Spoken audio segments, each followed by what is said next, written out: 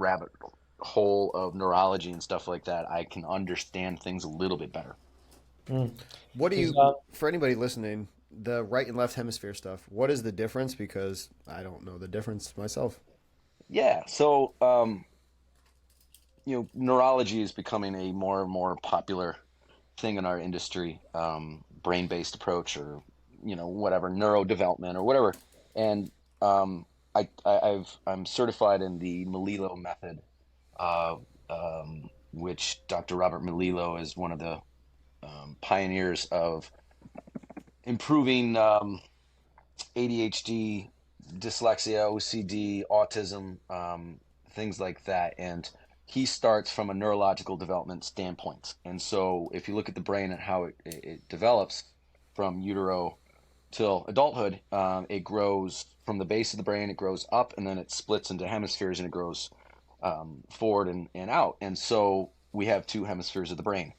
Um, we're one of the few mammals that has that, and so it allows us to have different functions. And in an oversimplistic manner, right brain is far more spatial, aware, uh, more with movement, more with gross motor skills, and left brain is more fine motor skills, more logical, and things like that. So, um, but the problem is, and this is what Dr. Melillo's work has shown, and studies have shown that if in birth, for whatever reason, we all have in our brainstem, that's where our primitive reflexes are housed. So primitive reflexes are the reflexes that we're all born with. We're all born with the same reflexes. The analogy I tell my clients is it's like the software. We all buy an iPhone, or we all have a phone that as soon as you buy it, you always have to update shit. And so it's the base software that we're all born with. And sometimes for whatever reason, that software doesn't get updated, and that can cause effect as far as the growth of the brain and then the function of the brain. And that's where you get ADHD. That's where we get OCD. That's where we get tics. That's where we get dyslexia. That's where we get autism and things like that. And so, starting from a neurological standpoint from the base, and then finding what primitive reflexes the person may have, and then working on the hemisphere, finding what hemisphere they are is their weaker side. So, for instance, like the left brain is typically, with athletes, and I'm just throwing complete over exaggeration here. Um, I would find most of my athletes are high right brain, low left brain because they're athletes, so they're more spatial aware, they're more motor driven, and things like that. But that's going to lead to some left brain things. So that's where we'll get maybe some of the academic issues. Myself included, had trouble in school growing up. I was not a very good student for various reasons, and so will do specific things to activate the left brain via sensory stimulation, and specific motor movements, because it is a sensory motor brain that we have. And so, in order to work on enhancing and developing the brain, we have sensory stimulation. So, um, something the right side of your body is generally controlled by the left part of your brain, except for the left nostril for some reason. So we'll do a lot of things where they're standing on their right leg, they're doing right hand stuff, we're doing things off to the right, eye tracking things to the right to stimulate that left brain. I'll put on a TENS pad on someone's right side of their spine. We'll do figure eights with their right hand, trying to activate that left brain. So that's an example, and vice versa for anyone that's more left brain dominant and has a right brain deficiency. Just do the opposite. So we'll stand on the left leg and do all types of things. But I hope that probably over uh, answered the question that you had. But each hemisphere, to tie it back, I apologize, Justin, has a different function. And so, for me, where I'm struggling to answer your question is where I'm struggling with the business side of things, because trying to nail down a niche and try to market to the niche and stuff is, yeah, I work predominantly, my time is spent with high school, middle school, high school, collegiate athletes, for sure. However, let's say I had this, I'll give you several examples. I had this boy come in. He's senior in high school. He's going to go off to college in several months, and wants to get ready for college football. He's going to play, I believe, D2 college football defensive back. We're going through our assessment and checking hip range of motion, ankle range of motion stuff, and He says, "Oh well, I got messed up hips, and messed up. I got very flat feet. I got messed up hips because I was a W sitter when I was a kid. So I got introverted hips. I was like, well, right there, W sitting is a sign of a primitive reflex that was not integrated. So now I'm like, okay, there's some neurological things that I got to start checking with this young man. Flat feet, generally, not always, is a sign of unretained, well, not proper development of the feet during development, and then also unretained possible Babinski reflex in the feet. So I know he's going to have some possible sensitivity, tactile sensitivity stuff with his feet, and proprioceptive things going on with his feet, which he did. So now, not only, yes, I got to get this young man physically ready for school, but now I want to try to optimize him and get him his I guess nervous system properly ready for high school and collegiate sports. He also has some attention issues and dyslexia and things like that. And then we go through some primitive reflexes, and he's got about 5 retained primitive reflexes. So how do you market that? How do you, because it's not as simple as just saying, yeah, I train athletes. Well, there's a No, you little more don't. But to it. that's, I mean, like that's unbelievably interesting. Like hearing you say all of that, like you should not apologize because I was writing stuff down. Like, all right, curious about this, curious about this. Let's start with the W sitting because I'm Yeah. assuming that's crisscross applesauce. No, W sittings where their feet go out and their knees go in. So crisscross applesauce. I hate the Oh, phrase opposite of it.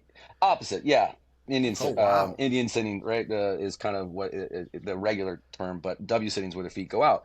So that's a sign. So there's a whole bunch of signs that I'll see. So problems that here are some, I guess, some problems that I see in my adults and my kids that could be signs that there's retained primitive reflexes. When we do a lot of crawling patterns or things on our hands, animal flow, people that are athletes that turn their hands out generally can't have their hands straight.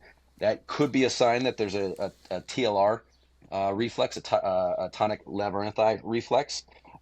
Kids that struggle with knowing their right from their left, right? I don't know if you guys have come across that, or athletes that struggle with that. I That's just did this. unfortunate. Is that cheating? I'm like L for left. Yeah, that's a sign that there could be a ATNR reflex still retained. Athletes that struggle mirroring you, so you hold up your right hand, you want them to hold up their right hand, but they hold up their left hand. You know what I mean? That have to watch you. People that like they don't understand the auditory aspect of learning. And I get there's different preferential types of learning, but athletes that struggle with understanding just the body. I mean, how many times have you ever tried to teach a hinge with an RDL or a squat, and kids just keep rounding their backs, and they just, you know what I mean? There's a disconnect there with a proprioceptive standpoint. Athletes that struggle going slow, that have to do everything fucking fast.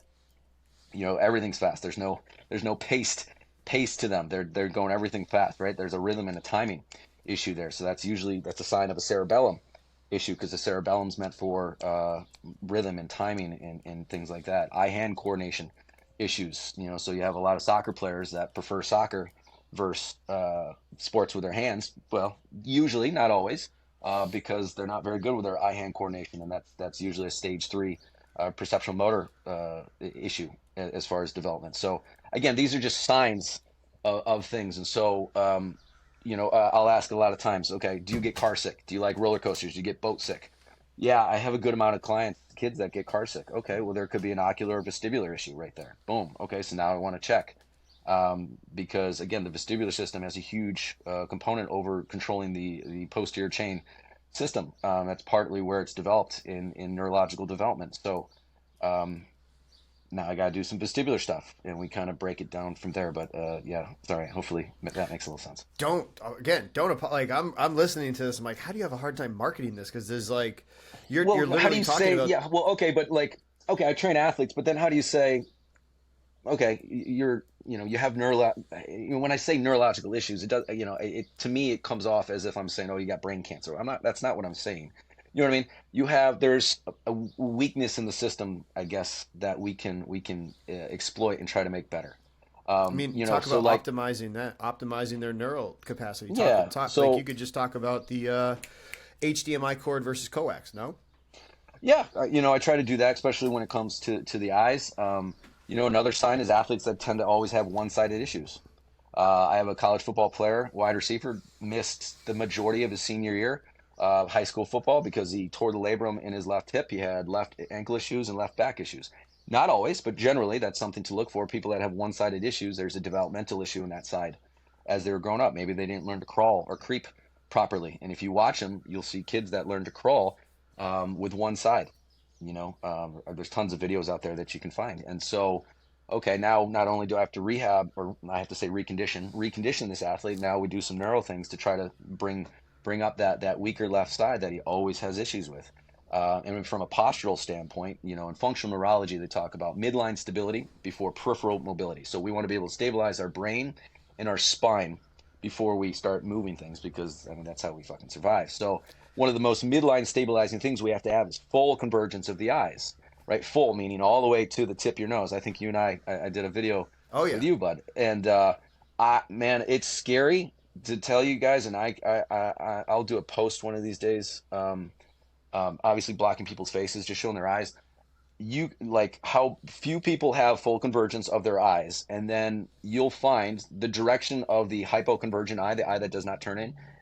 I'm telling you, you could guess the side of their pain, guess the side of their issues, from lower backs to hip issues to shoulder issues. It's crazy how correlated it is. I don't know if it's cause and effect, but it's ridiculous. So now, okay, this one boy with the labral issue that I worked with to try to get him to ready for college football. Okay, now we got to do some posturology. We got to try to stabilize his feet to correct his eyes, and I'm just throwing a shit ton of stuff out there, gentlemen.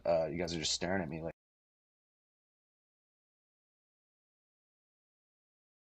Congratulations on making it to the end of the video.